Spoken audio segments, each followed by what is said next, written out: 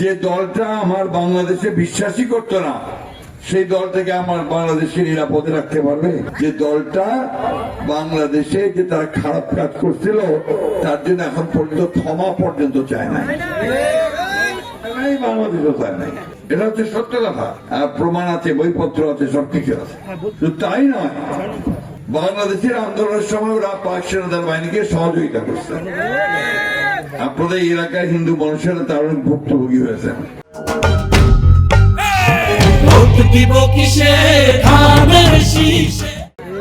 বুঝছেন না, জাতি ভাঙা একটা স্মৃতিসৌধ আছে, সেখানে অসংখ্য হিন্দু মুসলমান ভাইদের গুলি করে হত্যা করা হয়েছে। এখন আমার প্রশ্ন, ভাই, যে দলটা আমার বাংলাদেশে বিশ্বাসই করতো না, সেই দলটাকে আমার বাংলাদেশে নিরাপদে রাখতে পারবে? তারা যদি ক্ষমতা যায় তারা কি বাংলাদেশে ভালো করবে? বাংলাদেশের মানুষের ভালো করবে?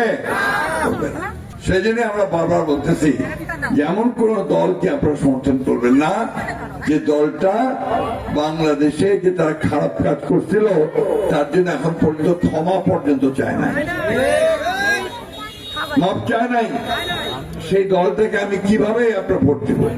এই জন্যই আমি আপনাদেরকে অনুরোধ করছি যে ভোট আমরা দিব সব সময় বাংলাদেশের স্বাধীনতায় যে বিশ্বাস করে, বাংলাদেশের পক্ষে যে থাকে, তাকেই আমরা ভোট দেব।